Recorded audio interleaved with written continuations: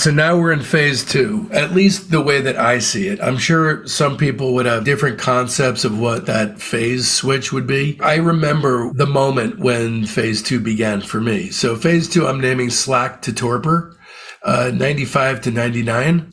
So 95 felt different to me immediately. So I remember a good friend of mine, Rick Kronberg, we're both raging Pavement fans from the beginning. Back in my hometown of Livingston, New Jersey, he called me and said, dude, I got the new single of the new Pavement single called Rattled by La Roche. So I drove over to his house, walked into his room, and he started playing it, and I didn't connect with it. That was the first release from you guys where I felt like I was missing what was it's not like that characterized the time. For the next 5 years, you guys would make some incredible music and some of the best of your career. That was just the first moment where I felt like I don't understand what they're going for here. Me neither. I give it 2 stars. I mean, I think I agree with everything that you said, and I didn't really get it either. And I think it was just kind of fulfilling an obligation.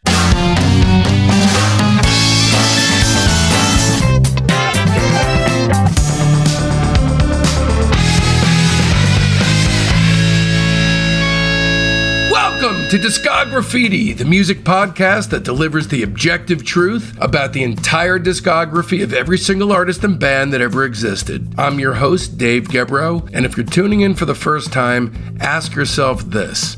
Do you think most modern discussions about music lack a certain fire and perspective? If the answer is yes, then welcome home. Please join our Facebook group, Discography Soldiers of Sound. If you're a music fan, it's going to be just as crucial as this podcast in a whole different way. You get an irreverent daily dose of music history, coming attractions, insider scoops, and a direct connect if you want to dish out on how to make the show better, if such a thing is even possible, because everybody's got an opinion. We're on Instagram and Twitter too, but the Facebook group's a community, so it's going to be more interactive and fun. My recommendation, if you like what you hear, is to join the group. Then while you're at it, join up on the rest of the platforms too. Then please rate the podcast 5 stars along with a beautifully worded review, especially if you're on Apple, Spotify, or Podchaser. It'll help a lot. And then spread the word, tell every single person you've ever met about Discography. On whatever platform you do call home, you'll be privy to a never-ending flow of ongoing bonus content and encouraging words of wisdom on how to never, ever give up on your rock and roll dreams of maintaining a Lester Bangs-like perspective deep into adulthood. And if you're like me and enough's just never enough, then you just stepped in shit, my friends. Visit patreon.com/discography and become one of our Patreon Soldiers of Sound. Our Patreon feed is unquestionably the ultimate music deep dive. There are multiple tiers available at $5, $10, $20, $30, and $40 a month, through which to gain entry to the psychedelically mind-melting music funhouse of Discography's Patreon. Find the most expensive one that's right for you, so we can keep this thing owned and operated by us and for us, because corporate magazines still suck. As you know, for the weekly Patreon episodes I'm assembling from this epic, sprawling interview, there's no real outtakes per se. Those all ended up in the garbage. What I've assembled is only the off-topic stuff we wandered into, which was very often actually. So all the rest of the good stuff is all tucked nicely and neatly away in the Nastanovich Patreon collection, a batch of Bob bonus clips coming at you weekly. All of it essential, just too off-topic to keep in the main show, and it'll be available only on the Lieutenant tier and above. Okay, back to the free shit. Don't forget, the link to our legendary playlist is in the show notes and also on our website at discography.com. This is an invaluable resource if, like Bob and I, you just hate listening to shitty songs. Lastly, but not leastly, a heartfelt Discography thanks goes out to Joe Cravino, who helps with posting the show, Todd Zimmer, who does art and graphics, and my beautiful wife and son, Jen and Mason, without whose invaluable help and or morale-boosting support, I'd be 100% dead in the water. I can't thank you enough. I care too much about this show to be easy to deal with, so also, I'm sorry. Okay, back to business. First things first, you need to know just how seriously I take this craziness. Discography's heavily researched, and the music's always reassessed with fresh ears. we're not just covering albums. We do a searingly honest deep dive analysis of all EPs, singles, comp tracks, relevant solo work, singles, and bootlegs. Every release is slapped with an objectively accurate star rating between 0 and 5, which allows us all to come face to face with the true shape of an artist's overall arc. In this episode of Discography, we'll be turning our spray cans back on Pavement. This is actually part 4 of an incredible 6-part series designed to play throughout the duration of their 2022 reunion tour. Part 4 takes place from 1995 to 1996, and if you're a Pavement fan, you know exactly what that means. We're in the Wowee Zowee era, guys and gals. Well, good, because I didn't want you to think I was being overly or unnecessarily harsh. It was just legitimate. You could tell me that you hated everything that Pavement ever made. I mean, I mean, you know. To come before that, in '94 was the Range Life single.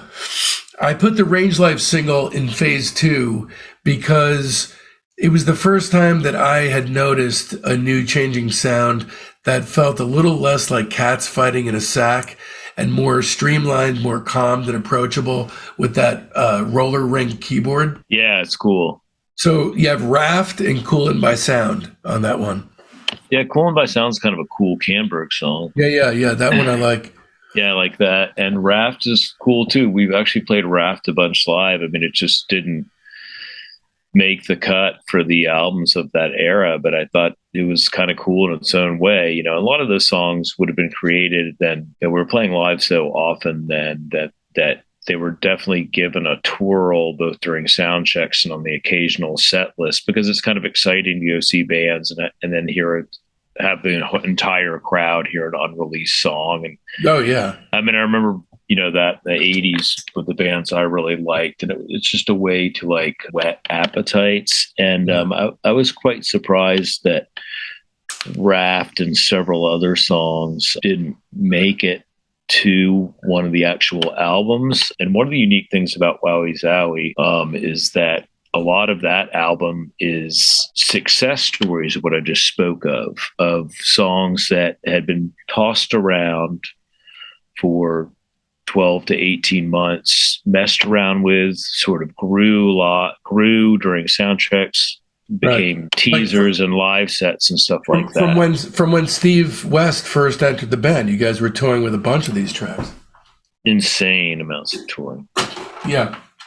So before all over the world. I mean, it was super fun, but it was before we get to Wowee, I give the Range Life single 4 stars. It's Range Life and what else again? Range Life, Raft, and Coolin' by Sound. I'll give it 5. I think it'd be a really cool thing for a Pavement fan to own. I don't think I have one. I have it. Yeah. I'm not going to buy it from you. How fucked up would that be if I just wanted to sell you all my old Pavement stuff? I'll take the hearing aid over the Range Life 12-inch. It's look, if you guys are doing official Pavement pierogies, it's time for Pavement hearing aids too. Oh, definitely hearing aids, although the pierogies will be fantastic. Got one of the most somebody's higher level than Pavement ever was in the pierogi world, making the pierogies. So it's so fucking funny, man. Lydia's America's #1 pierogi creator. I like your pronunciation of creator. All right, so it came out in '96, but it originated in '95. I'm talking about Medusa Cyclone, Pavement, split 7-inch. There's an early version of Dancing with the Elders that's without piano and with a weird coda that was yanked for the Wowee Zowee version. I give that 4 stars. Same. That's cool. Yeah, same. Okay. All right, now we're on Wowee. All right, let's talk about Wowee Zowee here. And it's my favorite Pavement record.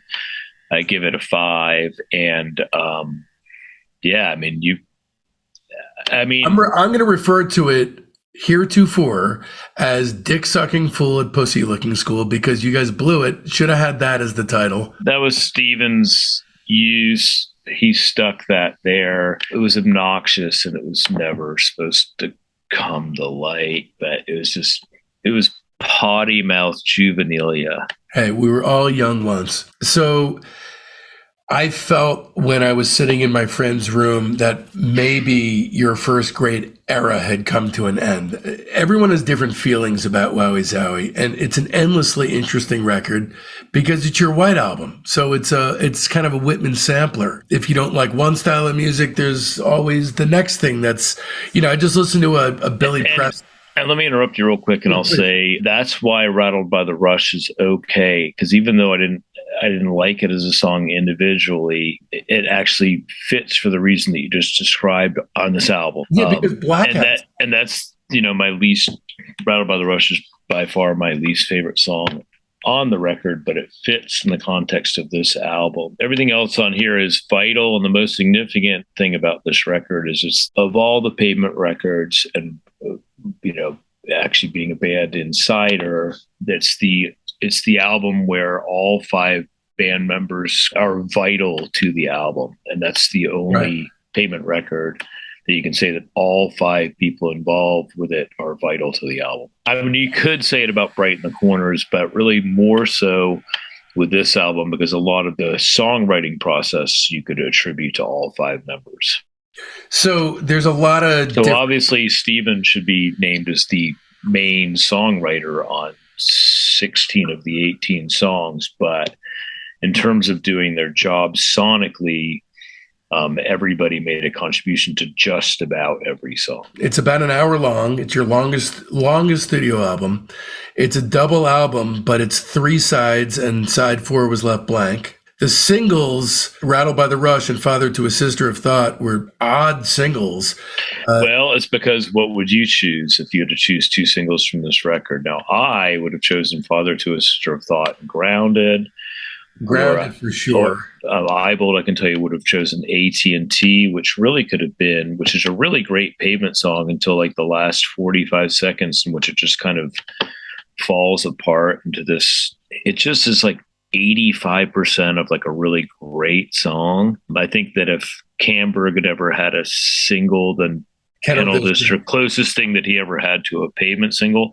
I think that song is Half a Canyon could have been a single, but it's 6 minutes and 10 minutes long. Kennel District would have been a hit, I think. Yeah, I mean, and it's also my favorite. So yeah, I mean, if there was one poor choice on here, it's that Rattled by the Rush was made a single, and I think that Steven would probably readily admit that was a bad choice on his part as a single. He said that his judgment may have been clouded by excessive marijuana usage, but both songs at the time sounded like hits to him. Yeah, but I mean, there's a lot of songs on here that sound like hits. He just had to choose something. Yeah. So, exactly.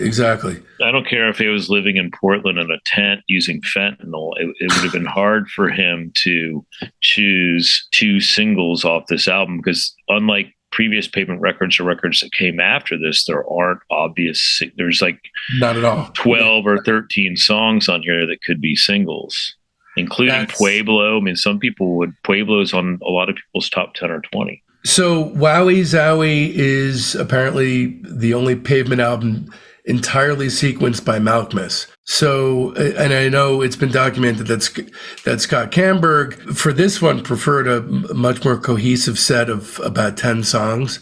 But it was important for Malkmus to have something that was kind of much more freewheeling. Yeah, I mean, I think he made a great choice. I think that, Scott was definitely probably thinking from a business perspective about the 40-minute form. And, Steven's decided, and he had, the executive status, for lack of a better term, to do so, to just make the whole thing in one fell swoop.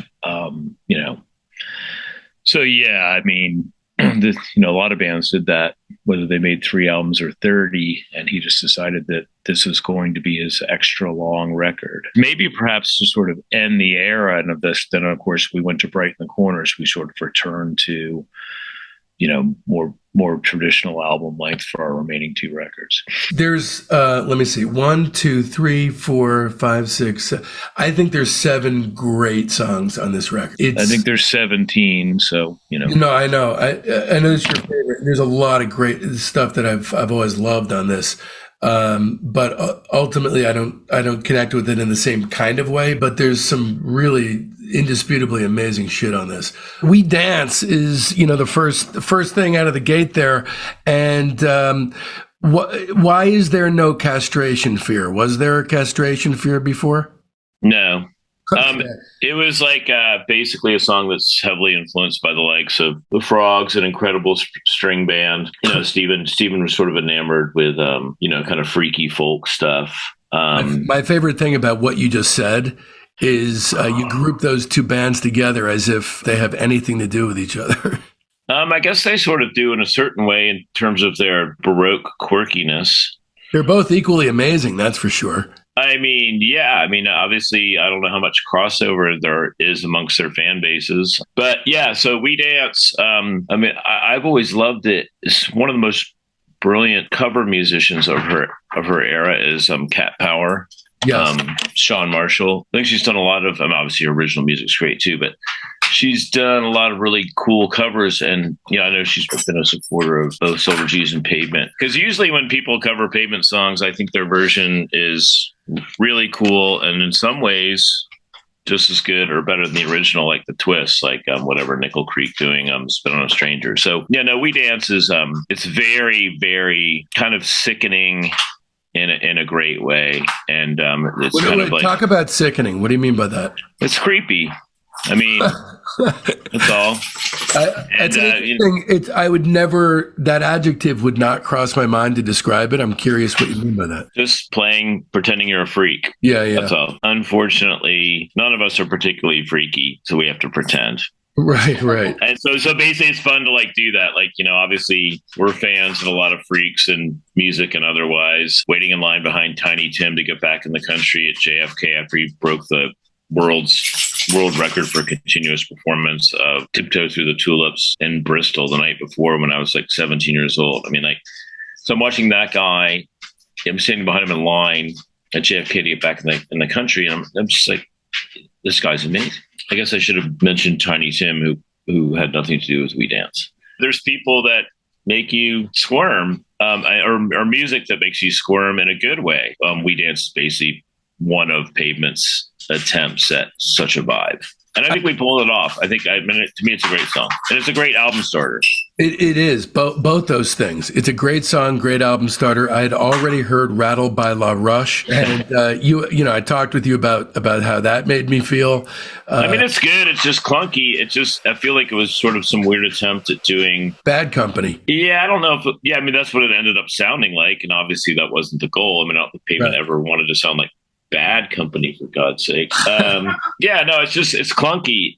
I guess the rhythm was awkward. It just never, I'm sure it was a real pain in the butt from a structure and sort of, drummer's math sort of perspective. It just is an uncomfortable song. I don't think it's horrible, okay, by any means, but it was so disjointed live that it's always kind of left a bad taste in my mouth. And I'm happy that we didn't have to play it any time after. What I love about We Dance, obviously, is that the album starts off. This sounds a world away from Sleigh Tracks. And that's an amazing thing because there's certain bands that you're counting on them to sound exactly the same from album to album. And Malkmus was an exciting songwriter. Why would anybody do that? Why would anybody want? Okay, say are you a Ramones fan? Yeah. Of course. Okay, so Ramones provide that sort of consistency. But doesn't that mean at the end of the day that you'd really need to own one or two Ramones albums or just a greatest hits compilation if they're overwhelmed by sameness? I'm not dissing the Ramones because I know they're absolute punk rock legends and groundbreakers and change the face of this and that. It's just I don't reach for them. I beat on a brat school. Here's another example. Okay, because I don't think it's an invalid way to go. The band, the Sundays. I love the Sundays. Only 3 Sundays are very, very gorgeous sounding band. Okay, so Harriet Wheeler, there would be no complete badass. Yeah, total badass. I would never, had she continued, I would never have wanted her to quote unquote grow as a songwriter. She was one of those masters of that sort of breezy, gorgeous pop. And that's a thing, Right. So when you're talking about Pavement, a band that's tackling so many influences and really just, I don't know Harriet Wheeler. She probably likes 500 more bands than I do or whatever. But Pavement was sort of determined to, as we went along, it's always trying to want to sort of tackle something new. And sometimes it worked, sometimes it didn't. But, that was part of the challenge, because Steven, who obviously wrote most of this material, can be easily bored. So like, he's got to entertain himself, and then he's got to, throughout the course of these tours where he's playing these songs multiple times, like mostly the reason why songs were dropped was not because they were bad. It's just that he gets sick of playing them, Yeah. I mean, I can imagine, like, I'm a background performer, so like every single show is, I mean, it's not boring, but I mean, if I was in his position, if I tried to put myself in his shoes, then I can understand why he would, I don't want to play this tonight. You know what I mean? Like, yeah. So, I mean, the more variety and the more challenge. And then, obviously we're a band that's never known for our consistency in our live show in any way, shape, or form. But at least, even if we were awful doing 19 different things in 19 songs. Maybe we get 3 of the 19 right. I mean, it's just one of the... So the most badass thing about this whole record, I think, is at the end of We Dance, here's an album that's stuffed to the gills with ideas, genres, flights of fancy, all kinds of whatever he wants, right? Like, to keep him interested, to keep you guys engaged. And then in the tag, at the coda of this song, it sounds as it's fading, as if he's starting a whole different song. I love that. I've always loved that. That's kind of tacked into the fade. It's included. What he's doing is he's pretty much staying in the same mindset and like pretending that there's a second song on an album that's very much in the vibe of We Dance. Super creative time, obviously, for you guys. Well, this is the album where we had so much of this material, and this was probably the only thing that should have been a deluxe edition, because there was so much content.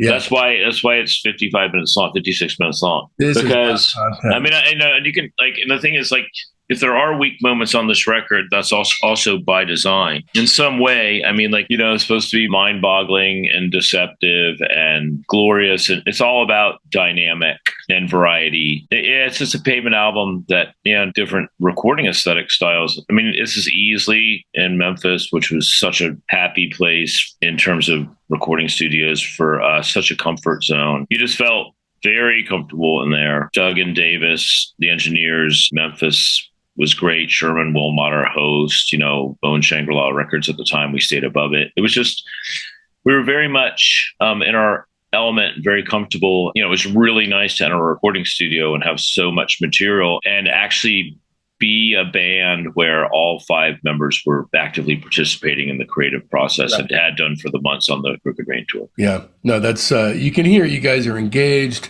Was it a happy time for you guys? Yeah, they all were, really. I mean, that's good. I mean, it was just like, that's the funny thing about people when they think about bands. Like, if you're on a road trip with your friends, let's say like you and your 4 best friends from when you were 26 go on a 25 or 30-day vacation. Every day is not going to be a happy day. Somebody's going to be a jackass. One day is going to get on everybody's nerves. Somebody's going to overreact to something. Somebody's going to lose something. That's just the way it is. I mean, if there's anybody who gets along beautifully for 30 days while traveling along, playing like gigs on tour, it's an easy job in some ways, but it's also not an easy job in terms of sleep deficit and irritability. So, I mean, there's going to be like, and pressure and like, people that get on your nerves and da-da-da-da. So, I mean, it's just the way it is. And so, yeah. So, I mean, I'm not going to be like some corny jerk and say like, there's a total brotherhood going on here, any of that crap. Like, we're blood brothers, man. But I mean, everybody in the band liked each other and always did. I mean, or else there's no way that we'd be a band. I mean, so obviously I guess I'm more curious, like that, that moment that has been written about to death about, Stephen wearing the handcuffs at that show. If that kind of stuff came out of the blue, or if there was a build-up. He's being dramatic. It was just like, I don't even know where they came from. He probably thought of it just on his own. Like, so people would write about it. I mean, who knows? I mean, It didn't matter anyways. I mean, Pavement ending at the end of the 90s, like, I didn't think it was that big of a deal. I just didn't think it was that big of a deal. I mean, we had done a lot of stuff, and I would say 7 or 8 or 9 completely different bands amongst all of our releases. Not only personnel wise, but mindset. It was just an interesting thing about being a band that never really lived in the same place, and tough. It was good in a way because you go home to your life within a few days. You do your laundry and you get a few good nights sleep, and then it's like you're not in a band anymore. If you live in the middle of nowhere like Steve West or Louisville, where if anybody liked Pavement, they never really made it clear because they were sort of annoyed by the fact that some dude from Pavement had moved into their town until they realized that I was only there for the horse racing. Right. I'm gonna go in there and study the scene and like steal ideas off of Rodin, for God's sakes. Totally random thought, but I don't think I've ever actually bought a racing form. My dad showed me that on the way into any track, you just find somebody who's leaving and buy it off them or get it off them. Usually they throw it down. You can look in trash cans and hope that soda or tobacco spit hadn't landed on it. Racing forms used to be $4, now they're like 12. So I remember $1. I remember $1. That's when I was going. For a form? Yeah, I guess so. Yeah, maybe. In the late 80s, maybe. That's when I was going. No way. A program, maybe, not a form. Okay. Whatever. It's all right, dude. Like, I'm not going to argue about the price of the racing form. Okay, so the next track on the record, Blackout, from the very first moment I heard it, always been my favorite song on the record. I always loved Steve's way with a song like this. I think a lot of his slower paced material is some of his best. This one, while it fits perfectly in its placement on the record and it fits perfectly on the record as a whole, it really would have also fit amazingly well on Brighten the Corners. It's a really good, well-constructed pop song with cool lyrics that obviously easily could have been in the 3-minute form, but is in the 2-minute form, which probably even makes it that much more attractive. It's still a nice little nugget of a Pavement song, which sort of shows where Steven was in terms of quality pop sensibilities at this point in his career. It's really indicative of what a great songwriter he was clearly turning into. Once he stripped all that early static off, it became quite obvious that he had a gift. It was just as good back then. He just didn't have the confidence that he had, the confidence or experience. I mean, Basically his attitude about all of this is like, as you sort of grow and get more confident, then basically you don't hide your vocals in the mix. I mean,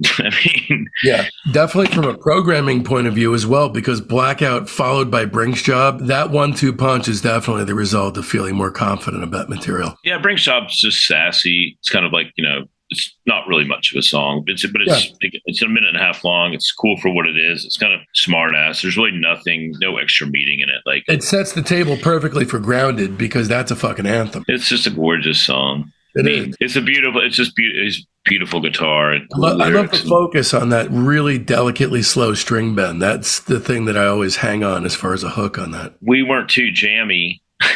Right. At this point, for that to be over 4 minutes. Is that a message song? What is Boys Are Dying on the Street? I never really understood what he was. Generally speaking, it would just be words that he thought sounded dramatic or cool together that had no particular meaning to any virtual situation. There are certain instances when it would be some sort of reference to friends or situations from his life. And I think in this case, it just the dramatic sound of the song, you could sort of write overwrought corny lyrics like that and get away with it. It's certainly much more bald-faced than things he'd written about previously, that's for sure. But it works, and it's a great song. Thank you. I didn't have anything to do with it, but I enjoy playing it live. Yeah, I definitely played drums on this, but whatever. Anybody can play drums on it if they have 2 sticks. I'm looking at the back of the album, and it says crafted by Bob Nastanovich. Yeah, handcrafted. It's artisanal pop. It is just like the pierogies that I'm dying to taste. Yeah, they were good. Oh, you've had all of them? I mean, I just did that thing. Parma for Pavement was a wonderful experience. Really, really great. Really, really incredibly lovely people. The organizer, Marie and Michael and Lydia from the Rudy's in Parma. And if you get the lead story in Pitchfork, that there's not much going on in music that week. You could say that, but you could also use that as a gauge for your importance in music, because if you weren't important as a band, that would have been swept aside in a heartbeat. And your humility is embraced with open arms, sir. Serpentine Pad, another of a Brink's Jobby kind of a deal. And again, with texturing, you get Grounded sounding even more of a punch in the dick than it would have if you didn't have it surrounded by Brink's Job and Serpentine Pad. That's the magic of the programming of, the track listing here. Yeah, the sequencing was good. Serpentine Pad was recorded on one take. It's a tribute to one of the best records of all time, which is Pagan Icons by Saccharine Trust. It was one take. I remember I got in my car right after it was recorded and drove back home because I was sort of done. It was the last thing that was done on the record. Oh, cool. Obviously, it's super fun to play. Yeah. That's and it's cool on this record because, then we go into something that's, motion suggests. It's a tricky little song. Always give up the vibe of a wonky carousel, which is great. Yeah, no, it definitely is that. I mean, the guajira or the fish is, sort of vital to the song. It's a groove. It was a difficult thing to pull off back in the day, but we're playing it this year and it's so far so good. Although I'm yet to replace a fish as quality as the one of Malcolmus's that was misplaced and is now gone from Portugal. As good as it is, it really is a prelude to one of Stephen's great masterpieces, Father to a Sister of a Thought. The feel of the song always was redolent to me of the big sky in Colorado, if you ever have driven through. And obviously it's very romantic. Yeah, it's gorgeous. It's like Range Life without the snideness. Yeah. It's, it's alt country, as they say.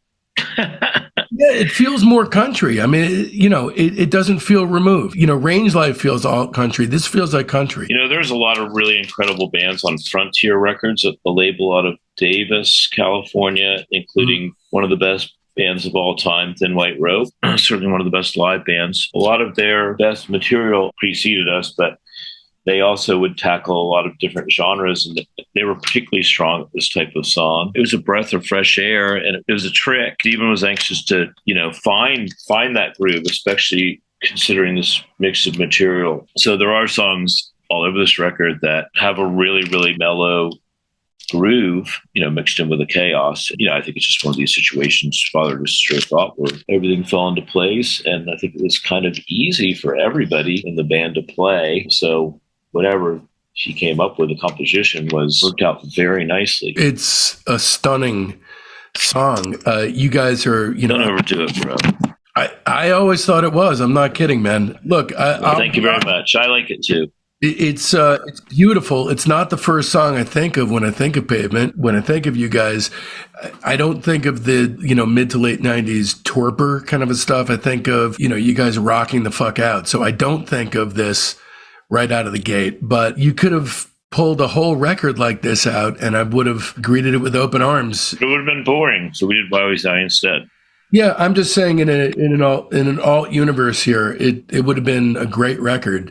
This is a classic. I think we would have been more popular with the Americana scene than we are. Yeah. But then we kind of downshifted. But at least when we encounter like people who adore the Americana / alt country scene, like that hate songs like Best Friend's Arm or Flux Equals Rad, then we can say, oh, we have this song, you might like this, Father to Sister of Thought. And they're like, oh, I like that one, I hate all the other ones. That's where the Whitman sampler approach. You gotta write something that appeal to cowboys. There's a lot of them out there. And cowgirls. That's right. Extradition. This is, for me, from Extradition through to Kennel District, it's a little bit of a Sahara situation. This is probably the toughest leg of any Pavement record. Extradition, Best Friend's Arm, Grave Architecture. AT&T is my favorite in that group, but then Flux Equals Rad and Fight This Generation, it's my least favorite stretch in a Pavement record. There's this interesting thing where when Steve writes something that has the vibe of an anthem, like Fight This Generation or We Are Underused. We Are Underused. It feels like he's intentionally fumbling a football. I mean, that's your take. I mean, first of all, the first song I think of when I think of Pavement is clearly Extradition. Is it? No, of course not. But Extradition is like kind of really back to that vibe of song one on the record, We Dance. It's just a creepy little ditty. It's just weird for the sake of being weird. That's all it is. And it's right. And it's good in its own way. It's short. It was a fun thing to play live. Obviously, you wouldn't want to play it while jamming on that Reading stage in front of 30,000 people. But in front of a Pavement audience, it was just a perfect little slime ball of a song that would lead you into something cooler. Best Friend's Arm was similarly awkward. It's also very short. It was just a challenging song. I think this is where sort of a little bit of an era that Stephen, was being a little self-indulgent, and he returned to this sort of vibe, extradition, Best Friend's Arm, in particular on Terror Twilight. He skipped over it on Brighten the Corners, because I think that Brighten the Corners, just the way it worked out, being reported at Mitch, who's obviously, sort of a king of pop type producer, and us being very aware of that and sort of enamored with him. All the songs, that's kind of our record that sounds sort of most like Fables of the Reconstruction or something. Yeah. Which is high praise for Pavement from me to compare them. Yeah, I mean, especially that era. So Best Friend's Arm is Grave cool. Architecture is great. It's really spooky and fun. I mean, Wait. Before you go to Grave Architecture, I like Best Friend's Arm. It's cool. I mean, I like it too. It's not a discard. It's just intention. It's freaky for the sake of being freaky. I feel like that endless coda. I feel like Stephen was trying to sabotage the tune, but I could be wrong. I think he was trying his best at all times. I would imagine that there'd be nothing else that would inspire him except to do his best. But there's a totally valid school of thought as far as creativity goes to be able to create and destroy. I've read amazing and fascinating interviews with Jeff Tweedy back when he was abusing painkillers, when he was talking about the song Spider's Kid Smoke. Because I remember hearing early iterations of that song in a folk context that were so beautiful you could cry. And then he pulled the tune right out of it, made it a krautrock tune, and that's the version that's on A Ghost Is Born. And he did it on purpose. He destroyed it on purpose because he was interested in that at the time. I don't think that would make Stephen lazy. I think it's just maybe something he was potentially interested in doing, maybe not. All I'm trying to say is, as somebody who's been creative his whole life, if I snatch an idea from the ether, and this is now my idea, and I want to fuck with it, I want to mangle it, in no way makes me a lazy person. It's just another way to, shake some more juice out of it and squeeze some more sparks out of the idea. So that's why I'm curious if, an endless coda was something that Stephen was doing, just kind of jog some interest out of the creative process for him. He would be the kind of person that would have a pretty good idea when he reached the point of going to the studio of how he wanted everything to work. There might have been a little twists and turns here and there, and doing mixes a certain way. If he was going to make a song and then tear it apart and reconstruct it or whatever, he would have already done that before he reached the point of going to the studio. And, sometimes you take a song like Here, there's an aggressive version, a mellow version. It's whatever keeps him and the audience on their toes. And all of those versions are equally amazing. Thank you. And then Grave Architecture, kind of a twisty little Latin-y number. It's supposed to be kind of a spooky Halloween themed vibe. I love it. Lyrically and stuff. It's also this weird thing about Wowee Zowee that some people sort of get, some people are sort of put off by, that we're sort of play acting a lot on this record. We're not just a bunch of typical 28-year-old dudes. I mean, it could have come from the fact that every album is directly a reaction against the previous one. And Crooked Rain was just almost changed our audience in a way that a huge percentage of our sort of original fans, our OG, as they say, were sort of put off. So I don't know if there's a certain amount of yearning to get them back or please them, but we play by our own rules. So, and that's, and we were having a lot of fun here. So that, that's a big part of it. The pressure was sort of off, even though it was very much on. All we could really do was just concentrate on amusing and being ourselves, and the comfort zone easily provided that opportunity. So Grave Architecture is great in a way. It's cool on the record. Sometimes is that more Billy Squier in there? I'm hearing more Billy Squier quotes in there. The only Billy Squier song I know is The Stroke, and I think it's weird that you keep bringing up Billy Squier like you're stuck in the first time you turn on FM radio when you're 9 or something. I'm just hearing musical quotes from him. I'm not trying to, believe me. I mean, next time I ask Steven, I'll ask him if 1/3 of his songs are influenced by Billy Squier to give you an answer. Okay. All right. I appreciate that. Sure. I don't care what time of the day or night, call or text me. AT&T. Call 4:30 in the morning. You can call me anytime you like. Okay, thank you. Another sort of mid-tempo chug. This is my favorite song in this section, I think. I mean, AT&T really, Mark Eibold in particular, really loved this song. It was great. It was really fun to play. I think it's actually one of the most poorly edited Pavement songs. I mean, of course, in the 60s, 70s, and 80s, there were so many songs that, because of radio, would just like were just faded out. And then if you listen back to them now and you love them, you're like, how come they just didn't play this longer? Which, in order for me to say that, it has to be a song I really love. Like, I want this to go on longer, whether it's Juice Newton or whomever. So AT&T, I think, actually would have been. That's awesome that she's the only example you could think of songs that you just want to go on forever is Juice Newton. That's the best. And no problem. And true. AT&T, I think if it had that classic old school 1975 fade out at about 3:02 would have been much stronger. It's just like a movie, when you go see a movie like the new Elvis thing with Tom Hanks or something. If you get up and leave like after an hour and 50, the movie's like 4 stars. If you stay for the whole thing, it drops to 2.5 because like the last quarter of the movie is just sucks compared to the first part. So I just don't think that we could figure out how to, I don't know. I have no idea. It's like, it's weird to listen to because the last 45 seconds of the song sort of ruined to me, not ruined, but they damaged what could have been a better song. I mean, to a major fault, a lot of bands have a really great set of ideas and a song that should be 3.5. They end up just falling in love with not only playing it, but also like the own self-indulgent groove that they're in, and it goes on for 6:20. This is a case of a song that, I mean, it could have been a single. Yeah. Whatever the hell that means. I honestly feel like you could be addressing Best Friend's Arm, but I never saw it with this one. I really Well, Best Friend's Arm's just kind of a ditty. I mean, Best Friend's Arm's it's frivolous. And then Flux Equals Red, kind of more throwaway screamo from the Serpentine Pad Well. Just like Wes, we still love punk rock sort of message being sent there. That's all. Fight This Generation. Famous punk rock band. Fight This Generation to me was what's going on. Nobody really thinks of Pavement as being a band that fights anything, at least effectively. So it's a certain amount of like, look, we're not fighters, man.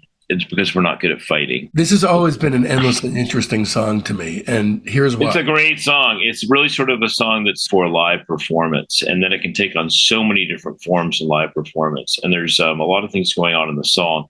It's not the greatest set of lyrics per se, but it was never really intended to do that. It's more about like sort of play acting, that you're some sort of like really kind of like dramatic force, and that you can build intensity. It's got cool dynamic, but really it was just a blueprint for live performance. And at its best, live, it would be 6.5 minutes long, and usually would be sort of towards the set. It was something that we could sort of jam out in a way to pretend like we were like a really cool rock band. I love that you take pot shots at yourself, but who doesn't? What's interesting to me about this song is that anytime there's, an anthem that seems to make moves in the direction of being a generational anthem, it feels like a walking away from expectations of doing something like that.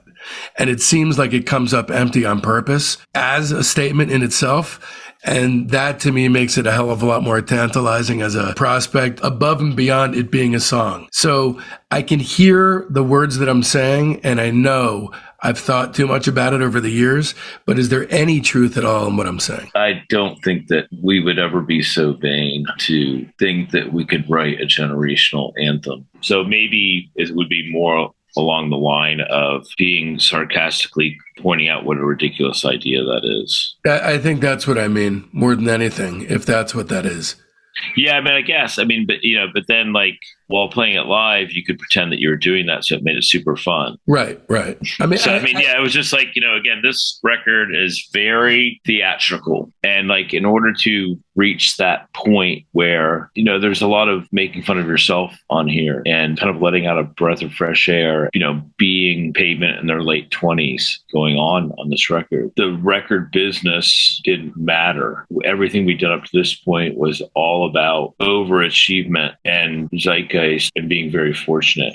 And so at this point, we had established ourselves. Some people might think of it as self-indulgent. What it really was us completely being ourselves and enjoying being where we were. It was good fun, as they say. And that comes across on this record. It definitely seems like the reward is you get to stretch out and do whatever the fuck you want. Then most people thought of it as being like really self-indulgent, being flippant, and like not really caring about our audience or anybody's impression. There's a certain amount of reaction to this that was just, this is Pavement trying to push away success. I mean, not so. I mean, it's just not true. No, who would do that? You know, we weren't like people who won like the Lotto Grand Prize when we finished doing the touring year in Crooked Rain. I mean, like you kind of always feel like when you're a band like us that really, to be honest with you, if you look at the tour schedules from my standpoint, every penny was earned. I mean, every pair of free Levi's was earned. Are you augmenting your income at this point, or are you just fully... Augmenting in what regard? I got free shoes and free pants. No, I mean, are you making enough money to completely get by being in the band? Yeah, I mean, yeah, and I'm making a living doing the Lollapalooza tour in which we got severely overpaid. That helped. That was in 95. I mean, our booking agents, I remember during that tour, like, there's no way that we should have been so high up on the bill. And there's no way that we should have gotten paid what we got paid, which was $15,000 a gig. And we toured in minivans, and we did it so cheaply compared to everybody else. It was all about maximizing profit. So sure, it was torturous and we're completely out of place. Like nobody paid attention to anything we did except for the 150 Pavement fans that would come to the thing that overpaid to get in the first place. So yeah, you felt terrible for them because the band they wanted to see more than any others, aside from Sonic Youth or Hole or something, was us. And I felt terrible making these Pavement enthusiasts pay ridiculously exorbitant fee to see that thing and look forward to the 45 minutes or whatever each day that would be Pavement. I mean, yeah. I mean, we got past the point of even like making set lists. So, and we're very much in a Wowee Zowee frame of mind. Maybe that made the whole thing more bearable. It wasn't unfun. I mean, obviously we're out there with having a great time playing ping pong every day, bowling at night, hanging out with some of our heroes. Jesus Lizard be top of the list. As far as acts of greatness as well, I want to talk about a related matter, and that is the creation of what I believe to be the greatest Scott Canberg song on Wax, Kennel District. Completely gorgeous. One of the best songs on this record. It could have been a huge hit, I believe.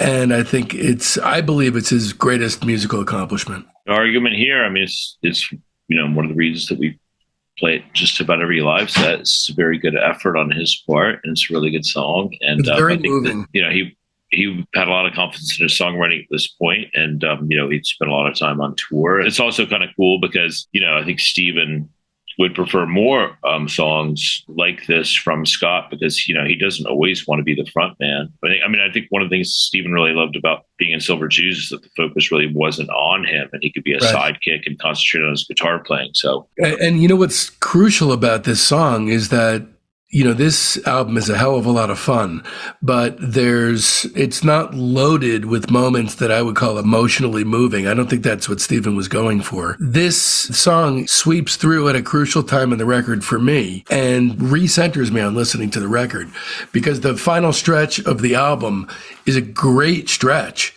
Kennel District, Pueblo, and Half a Canyon, those three especially right in a row are amazing. So this one kind of perks my ears back up again.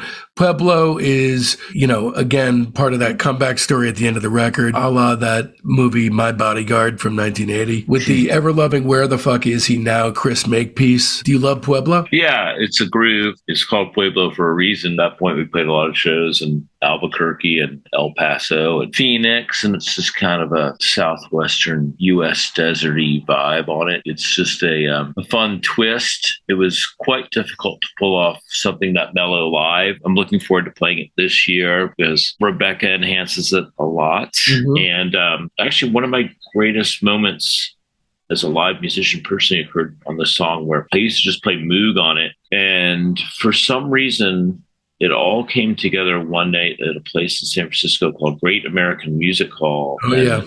I, completely by accident, because I don't know what I'm doing, very accidentally came up with a really cool Moog solo on this. And I wish that it was a sort of an amazing evening for me where I felt like I was a good synthesizer player when in reality I just got lucky and there's no way I could kind of dupe that. We didn't play it too often because it would lag. It's also been around for a while. You guys played it at an earlier John Peel session. Yeah, it's been around. It had been around, and we just needed to stick it on an album because it is sort of goes back to Father to Sister of Thought on this album. Pavement, who at one point could be pigeonholed as a certain type of band, completely embracing and tackling other styles, because that's, we listen to music that way, so why shouldn't we try to play that way? So it was a different sort of vibe. Half a Cannon is sort of a tip of the cap to a lot of the bands that we liked in the late 80s and early 90s. I love the key. I love the keys on that one. It kind of reminds me of Question Mark and the Mysterians. You're right. There's a tip of the cap to, and we do this quite often, to bands of our era. There's definitely a love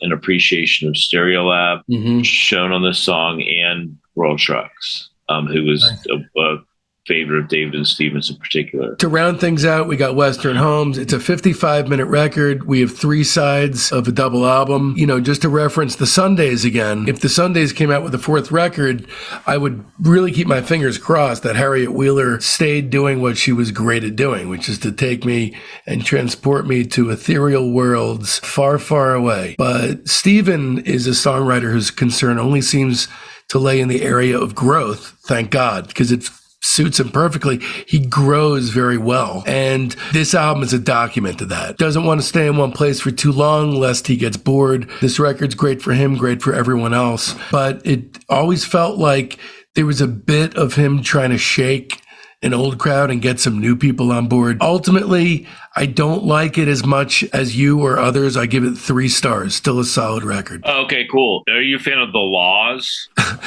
Lee Mavers purchasing the desk with the 60s dust on it? Yeah. If you played on this record and sort of experienced this record, it was just a very joyous experience for me. And so it's a 5. I mean, I can understand how it would be like a lot of people's 4th or 5th favorite Pavement record. I think that really is more indicative of people's taste. Exactly. It's just a strange record. So people who like sort of strange music, or there's a lot of a kind of more obscure vibe here mixed in with some really fantastic pop songs that I think that you clearly showed that you really like. It was all over the place. It was very entertaining to be a part of it. It was really entertaining to play it. It was a real comfort zone record. We were more of a unit here. Even though it sounds disjointed than we ever were before. And I think that we certainly carried that over to Brightened. And you give this is your favorite, right? You give this a hard 5 hard. Yeah. I just use 5, but yeah. Well, there's also some outtake material on the double CD repackaging, which, by the way, if you don't own these on compact disc or whatever format, it's beautifully put together. The packaging on all this stuff, the completest nature of the second disc, it never leaves you wanting for more. But there's a few just stray tracks that clearly feel like jams. Soul Food, Sorted, Sentinel, and Stray Fire. Stray Fire is really the only piece that could really be called a song, but even that's stretching it. 1995, Rattled by the Rush EP, which I actually did reference before when I went to my friend Rick's house to hear the single, and my initial disappointment in realizing that you guys went to a place that I wasn't quite as interested in going. We're really talking about the other material here. The EPs were always a very crucial part of the process. Steven has referred to the EPs, the first half of your career, as shadow album material. So intimating that it's as important as the canon material. I find that the EPs from here forward are of a different caliber. There's always cherry pickers, but for the first time ever, on Rattled by the Rush, there's what I call skipperoos. Brink of the Clouds and False Scorpion are, not what I would deem essential Pavement. Easily Fooled, however, originally known as the Sutcliffe Catering song, is, I think, pretty cool. Overall, Rattled by the Rush EP, I give it 2 stars, but Easily Fooled is pretty sweet. Yeah, I thought Brink of the Clouds was pretty cool live. Obviously, that Scorpion thing said Skipperoo or whatever. Yeah, I mean, 2. I'm not even a huge fan of the A side. I mean, be a cool thing to have, I guess. You want to buy it? I would say for completists only. Yeah, I'll give you $6 for it. Nice. Yeah, that's fair. So you give it 2 stars as well? Sure. Okay. So again in 95, here's your last release in 95, Father to a Sister of a Thought single. Really, we're talking about two songs here. Chris Craft, which is pretty cool. It's definitely got balls to it, and it's heavy in a more metal kind of way. And Muscle Rock is a Horse in Transition, which I like a little bit better. I think is a pretty strong little pop song. This single, I give it 2 3/4 stars. Muscle Rock. I completely forgot about that one. What was the one you mentioned before that? Because I remember that one. Chris Craft. Yeah, that song actually could have been really good. We played that. That song was around for a long time. And I think if we'd put more time into recording it, it could have been really good. Original idea of that song was good. Years before, certainly a lot in 94, that versions of that were played live. I mean, the A-side's so strong, I give it 4 stars, and I like one of the B-sides, so 4. Yeah, I'm frankly, I'm really, the 2 3/4 stars is only referring to the B-side material. B-sides, yeah. Yeah, well, I look at the product as a whole, man. As a whole, I would give it 3.5 stars. Different thing. Let's get your star ratings right then, man. You got to consider the I'll A give side. you 2. I'll give you an alternate one. So 2 3/4 and 3.5. There you go. Cool. All right. So 1996 kicks off with a very unique release for you guys, Pacific Rim EP, recorded in 95, released January 23rd, 96. And this is just you, Steve, and Steve West. The session had actually been booked for a Silver Jews recording. David didn't show. You couldn't afford to waste the studio time. You threw down 4 songs. Oh, he showed. What was he just, was it a crack afternoon kind of a deal? Is that what was happening? What is that? Was he just inebriated? No. First of all, Peyton Pinkerton, who ended up being in the Silver Jews band, who's one of David's best friends from Massachusetts, took like a 26-hour bus ride down for that Silver Jews session from like Northampton. David showed up. He just got in the studio easily where he'd been before. Maybe he was there for like 2 hours. Keep in mind, Pavement's case, we're all extremely exhausted because we just finished tour like 3 or 4 days before. So Steve West, myself, and Steve Malkmus, wanted to do this because, we love being in Silver Jews. David just walked out. Drove home. Did he get pissed off about something? No, he just was uncomfortable, I suppose. He was belligerent and uncomfortable. And poor Peyton had to get in the car and drive 3 plus hours back to Nashville with him and then go home.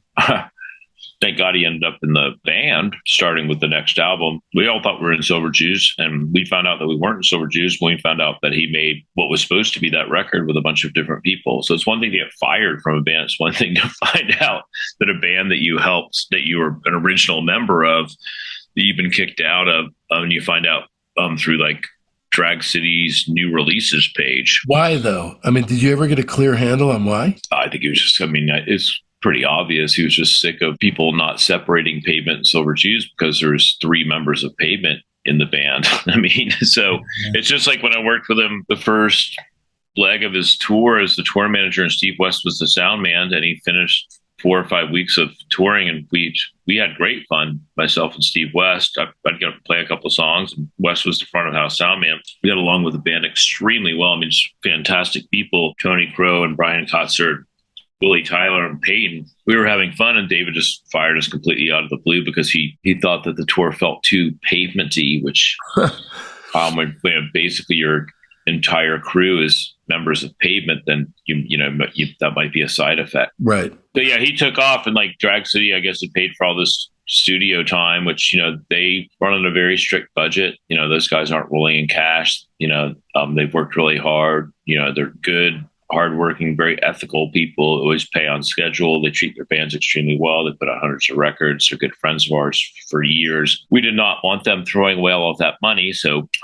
we contacted Dan Koretsky and told him that Pavement will make the most this time. There's a couple of things that we needed to do for compilations anyways. And so we took those, I think it was 3 or 4 remaining days, and sort of gathered ourselves and, went back to Sherman's and where we always stayed in Memphis. I was always curious about these 4 songs. Had they already been written, or were they written for this? Mostly created and fleshed out on the spot, which was kind of exciting. All right. So that's really good to know. And Give It a Day. I think Give It a Day existed. Okay. So that's the best song on the thing. Well, that's a really great Pavement song. I think everything on there is pretty good for what it is.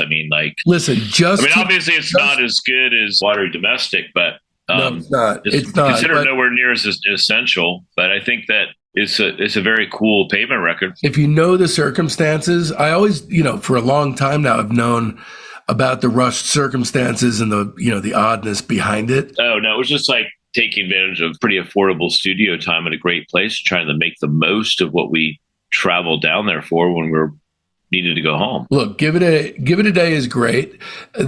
Frankly, if all that had been accomplished was the writing of the line, I've got all this Harvard LSD, why won't anyone fuck me?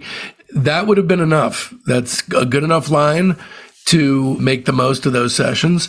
But Saginaw is also really cool, kind of a trippy little slice of psych, which is a vein you guys didn't too often explore, but you did it very, very well. Saginaw's great. And I Love Perth is cool. Overall, in a sense, based on the circumstances, this is kind of a masterpiece. It's not as good as, some of your earlier EPs, but I give this one 3 stars. To me, I Love Perth was just a sweet little fun very basic pop song. One interesting part of this experience for me is that I had no keyboard there because I didn't intend to play keyboards on any of the Jews material. So they just had this big gray Korg thing I'd never messed around with before. From my standpoint, I got lucky on I Give It a Day, but also on Saginaw and came up with cool stuff. And yeah, you're completely right about Saginaw, which is SIC because it's misspelled. I love using that word. Yeah, and thank you. That's cool. And I would give it 4. I would give it 4 because I think it's obviously it's near and dear to me. I would give it a 4 that it's just a good record. And I think that the 3 of us, we'd all been in Silver Jews together. We had the benefit of also being Pavement together. There's a certain amount of closeness here. It was just a good time. We got a lot accomplished. Things were very efficient. Things fell into place. And, the fact that there was just bonus time. So yeah, it was cool. Great little artifact. As far as your efficacy as a band, for anyone can be creative given unlimited time, unlimited budget. But if you find yourself in a situation like this, a predicament, a record company is only hoping that they have somebody as accomplished as you guys behind the wheel. Moving forward, you guys didn't release a lot of stuff in 96. There's 4 other releases that encompass or house some material from you guys. 1996, again, I Shot Andy Warhol soundtrack, Sensitive Euro Man. Solid song, yet relatively inconsequential as well. I give it 3.5 stars. Yeah, that's overrating in my opinion. So 2.5. Okay. Homage to Descendants, tribute album. It's a Hectic World. I don't think it was really intended to be like a serious statement or anything, but I give it 1.5 stars. That's fair. I've heard it once. It's basically rather forgettable. Schoolhouse Rock, Rocks compilation. No More Kings. I give that 3 stars. That was made during the Pacific Drum recording part. That was sort of the obligation. Cool. From that whole session? Yeah, that was the obligation that we had to our dear friend Jackie Ferry, who had tour managed us as well. She sort of put together that compilation. And so that was one of the side benefits of having that time, is that we had an opportunity to do that. And it was great fun. It was just 3 of us. It was great fun. So again, I would, for what it was, a song in a Schoolhouse Rock compilation, and then also listening to that compilation where I think it's actually, in terms of Pavement's slot on that compilation, it's pretty cool. So and I think we also picked a really good one. And I would give it 4. My favorite song from this 1996 period, where you're just kind of releasing cast-off songs, is Painted Soldiers from Kids in the Hall, Brain Candy, which I saw that when it was in the theater. I loved it. To me, this is what successful mainstream Pavement would have sounded like had you guys attempted to double down on Cut My Hair. I give it 3.5 stars. I don't think it's a major piece of work, but it is, I believe it would have been a way forward had you taken it. Yeah, it's a really cool Scott Camberg composition here. And, that is Scott? Yeah, the video was fun. It had that band Veruca Salt. It's a funny video, also made by the guys from Drag City. It is very mainstream, sort of alternative rock radio sounding. It could have come on after a Veruca Salt song, who probably made more of an impact on alternative rock radio in the mid-90s than we did. Scott was writing some catchy songs during this time. He really was. Scott can write catchy songs. But these in particular, Painted Soldiers and... Just Painted Soldiers is him. But I'm referring to that and Kennel District as... Oh, yeah. Dave with IKEA, same family. Right. Perhaps it's a shame we didn't have more stuff. Yeah. Because that would have, again, Stephen likes that rule of shifting the focus from stage right to stage left. So this was not a sense of, here's 10 songs and Stephen's saying you only get 2 per album. It's just he had to. It was just like Scott would show up with 4 or 5 and 2 would fit. Right. Oh, 1 or whatever. All or right, zero in the case of Terror Twilight. What do you give Painted Soldiers? 3. 3? Okay. Is that a peanut butter sandwich? Yeah, it is. Yep. Is there any jelly on that or no? There's a little bit of loganberry, I think. A little bit of loganberry jam. No shit. Look at you, man. Do you slice off your crusts? You do anything eccentric and idiosyncratic to your bread? Well toasted. Oh, you toast that? I like the crunch. You're not using a plate, are you? You just have a napkin? No, I'll clean up my mess after this. But no plate, right? I mean, sometimes, but the table's pretty loaded with stuff. So right now you got it in your hand, but there's no plate you're setting it on, right? I got a pretty good grip on this baby. A sandwich is such a personal food, much more so than a plate of food. I never thought about it. I think about it all the time. This is constantly. This is the difference between you and me. I think you have a more active mind, except in certain categories. Which categories are those? I need to hear that. Differences between sandwiches and full plates of food. I guess we'll just leave Bob with his sandwich right now. I hate to come between a man or a woman and their sandwich. We'll catch you next Sunday, where we're going to be exploring in depth the time that Pavement spent slaving away on Brighten the Corners. That's right. We're here next week for Pavement Volume 5. Thanks so much for tuning in on Discograffiti.